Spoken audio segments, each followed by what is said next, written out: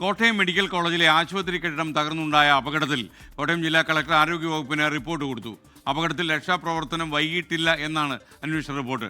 കെട്ടിടത്തിന്റെ ബലക്ഷയം സംബന്ധിച്ച് മുൻപ് ഔദ്യോഗിക റിപ്പോർട്ടുകളൊന്നും ഇല്ലായിരുന്നുവെന്നും ജോൺ വി സാമുവലിന്റെ അന്വേഷണ റിപ്പോർട്ട്. മുഴുവൻ സമഗ്രമായ റിപ്പോർട്ടാണ് കൊടുത്തിരിക്കുന്നത്.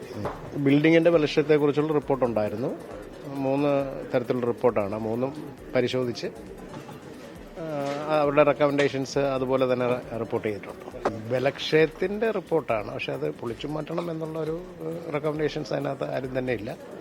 മിനിസ്റ്റർക്ക് കൊടുത്തു, ആരോഗ്യവകുപ്പ് സെക്രട്ടറി കൊടുത്തു, ചീഫ് സെക്രട്ടറി കൊടുത്തു. കോട്ടയത്ത് നിന്നും ടോബി ജോൺസൺ തത്സമയം ചേരുകയാണ്. ടോബി, എന്തൊക്കെയാണ് വിവരങ്ങൾ? പറഞ്ഞോളൂ.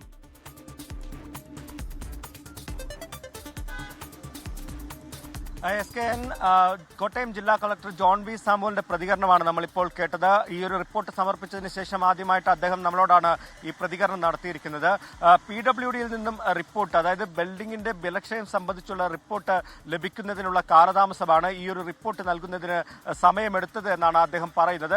എന്തായാലും കഴിഞ്ഞ ദിവസം ആരോഗ്യമന്ത്രിക്ക്, ആരോഗ്യവകുപ്പ് സെക്രട്ടറിക്ക്, അതുപോലെ തന്നെ ചീഫ് സെക്രട്ടറിക്ക് 3 പേർക്കും സമഗ്രമായിട്ടുള്ള റിപ്പോർട്ട് കൈമാറി എന്നാണ് ജോൺ വി സാമുവൽ പറയുന്നത്. അദ്ദേഹം അതിൽ പറയുന്നത് ബലക്ഷയം സംബന്ധിച്ച് PWD 3 റിപ്പോർട്ടുകളാണ് ഇപ്പോൾ നൽകിയിരിക്കുന്നത്.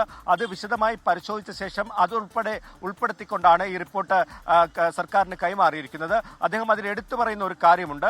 അതായത് ഈ ബലക്ഷയമുള്ള ബിൽഡിംഗ് പൊളിച്ചു മാറ്റണമെന്നൊരു നിർദ്ദേശം PWDയുടെ ഭാഗത്ത് നിന്നും വന്നില്ല എന്ന്, അങ്ങനെ ഒരു നിർദ്ദേശം മുൻപ് നൽകിയിട്ടില്ല എന്ന് അദ്ദേഹം ഇപ്പോൾ നമ്മളോട് പ്രതികരിച്ചപ്പോൾ പറയുന്നു. എന്തായാലും ഈ വിഷയത്തിൽ ഒരാഴ്ച കൊണ്ട് റിപ്പോർട്ട് സമർപ്പിക്കുമെന്നാണ് ആദ്യം പറഞ്ഞിരുന്നത്. സംഭവം നടന്നതിന് തൊട്ടു പിന്നാലെ അവിടെ എത്തി വിശദമായിട്ടുള്ള പരിശോധന ജില്ലാ കളക്ടർ നടത്തിയിരുന്നു. അതിനുശേഷം അവിടെയുള്ള ആളുകളുടെ മൊഴിയെടുത്തു. അതായത് ജീവനക്കാരുടെയും മറ്റു ഉദ്യോഗസ്ഥരുടെയും ഡോക്ടർമാരുടെയും സൂപ്രണ്ടിന്റെയും ഒക്കെ മൊഴി വിശദമായിട്ട് രേഖപ്പെടുത്തി അത് കേട്ട് പരിശോധിച്ചതിന് ശേഷമാണ് ഈ റിപ്പോർട്ട് കൊടുത്തിരിക്കുന്നത്. എന്തായാലും ആർക്കും വീഴ്ച സംഭവിച്ചിട്ടില്ല എന്നാണ് നമുക്ക് മനസ്സിലാക്കാൻ സാധിക്കുന്നത്. എന്തായാലും ആ റിപ്പോർട്ടിൽ എന്തൊക്കെ വിശദാംശങ്ങളുണ്ട് എന്നത് സംബന്ധിച്ച് ഇനി ആരോഗ്യവകുപ്പും ആരോഗ്യമന്ത്രിയുമൊക്കെയാണ് വ്യക്തമാക്കേണ്ടത്. അതിലെന്തെങ്കിലും നടപടി ഉണ്ടാകുമോ എന്നും സർക്കാരാണ് ഇനി അറിയിക്കേണ്ടത്. എന്തായാലും നിലവിൽ ഏറ്റവും പ്രധാനപ്പെട്ട ഒരു വിവരമുള്ളത്, ഇങ്ങനെ ഒരു ബലക്ഷയമുണ്ടെന്നുള്ള ഒരു റിപ്പോർട്ട്